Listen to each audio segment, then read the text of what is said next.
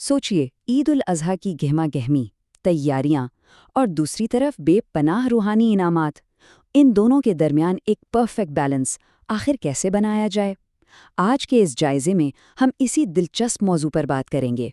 क्योंकि देखें, एक तरफ हमारी दुनियावी मसरूफियात होती हैं और दूसरी तरफ बेशुमार रूहानी बरक़ात। और इन दोनों को साथ लेकर चलना ही तो असल कामयाबी है ना? तो शुरुआत करते हैं एक ज़बरदस्त और शानदार खबर से। जुल्हिज्जा का चांद नजर आ चुका है और ईद उल अज़हा 27 मई बरोज़ बुध मनाई जाएगी।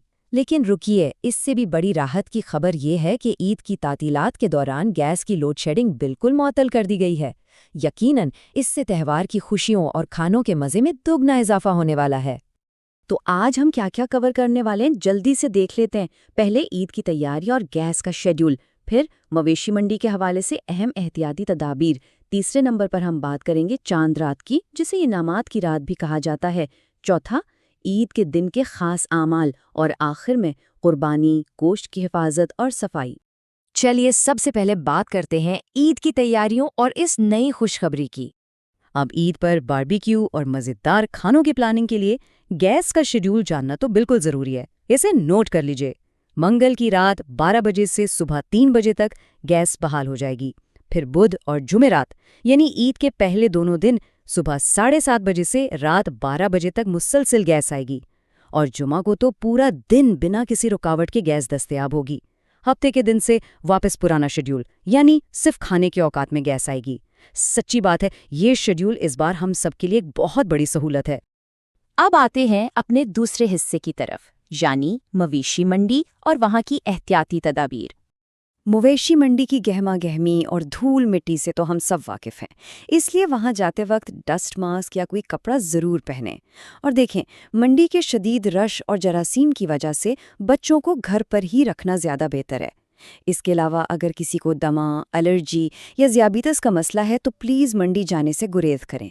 एक और अहम बात, जब अपना जानवर खरीद लें तो उसे घर लाने के लिए किसी आरामदेह सवारी का इंतखाब करें, ताकि जानवर रास्ते में महफूज और आराम से रहे।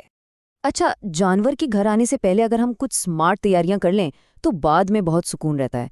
जैसे कि बारबेक्यू, कलेजी के मसाले और दूसरे अज्जा पहले से मिक्स करके रख लें। गोश्त काटने के लिए जंग से पाक बिल्कुल नई और तेज़ छुरियों या मशीनों का बंदोबस्त अभी से कर लें। और चूंकि जानवर के आने से घर में एक मखसूस किस्म की महक फैल जाती है, इसलिए सरफेस क्लीनर्स और रूम स्प्रे का स्टॉक पहले से मौजूद होना चाहिए। ये छोटे छोटे कदम ईद के दिन की भागम भाग और परेशानी को काफ़ी हद तक कम कर देते हैं। अब रुख करते हैं इस जायजे के तीसरे और निहायत अहम हिस्से की तरफ, चांद रात यानी इनामात की रात। आपको मालूम है, चांद रात को अहादीस में लैलतुल जायज़ा कहा गया है। इसका एक खूबसूरत सा मतलब है इनाम वाली रात।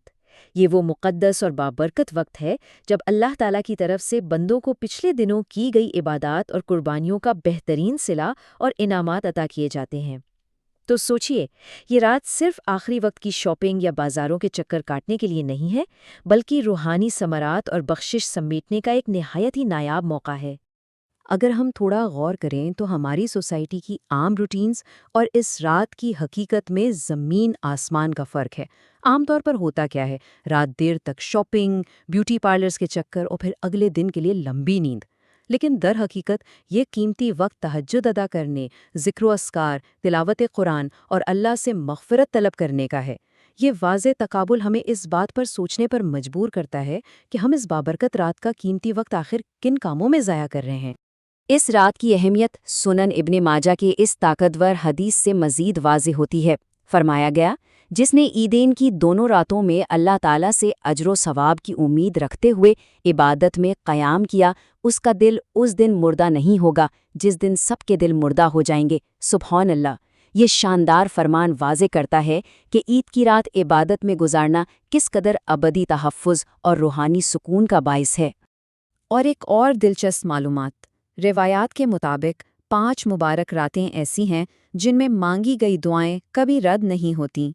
8 ज़िलहज्जा की रात यानी यौम तरविया, 9 ज़िलहज्जा यानी अरफा की रात, ईद उल अधा की रात, ईद उल फितर की रात और शाबान की 15वीं शब या फिर जुमे की रातें। ये पॉइंट बिल्कुल क्लियर कर देता है कि ईद उल अधा की रात दुआओं और इबादत के लिए एलीट ट्रेन औकात में से एक है। اسے مس کرنا کسی بھی صورت سمجھداری نہیں۔ چلیے جی آگے بڑھتے ہیں چوتھے حصے کی طرف، جو کہ ہے عید کے دن کے اہم اعمال۔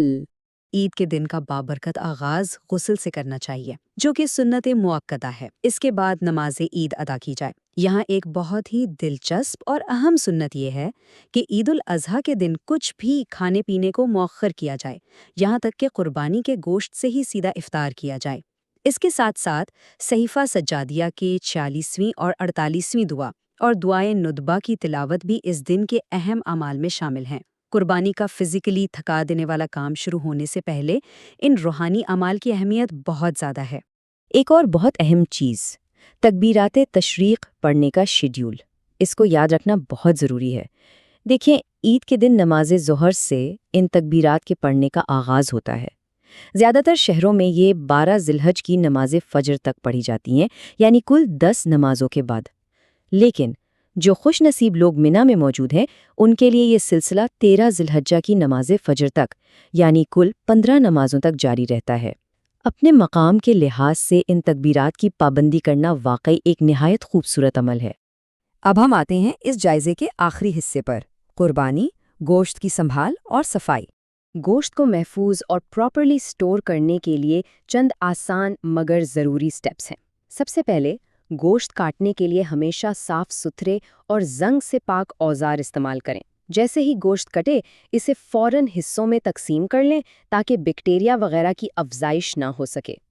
اور ایک ٹپ جو بہت کام آتی ہے، گوشت کو ہمیشہ ٹرانسپیرنٹ سفید بیگز میں پیک کریں۔ کبھی بھی اخبار یا رنگین پلاسٹک کی تھیلیوں کا استعمال نہ کریں، کیونکہ ان کی سیاہی اور کیمیکلز گوشت میں شامل ہو کر اسے خراب کر سکتے ہیں۔ تہوار کی اس گہما گہمی میں ہیلتھ اور ہائیجین کا خیال رکھنا تو ہماری اولین ترجیح ہونی چاہیے۔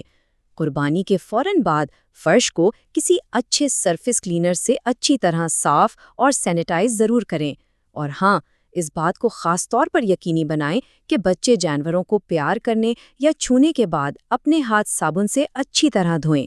ایک صاف ستھرا اور چمکتا ہوا ماحول عید کی خوشیوں میں یقیناً 4 چاند لگا دیتا ہے۔ تو آج کی اس گفتگو کے بالکل اختتام پر ایک انتہائی اہم اور فکر انگیز سوال سامنے آتا ہے۔ کیا اس بار ہماری عید صرف دنیاوی تیاریوں، نئے کپڑوں اور گوشت کی تقسیم تک ہی محدود رہے گی، یا پھر لیلۃ الجائزہ کے اس انمول وقت میں ہم ان بے پناہ روحانی خزانوں کو بھی پوری طرح سمیٹیں گے؟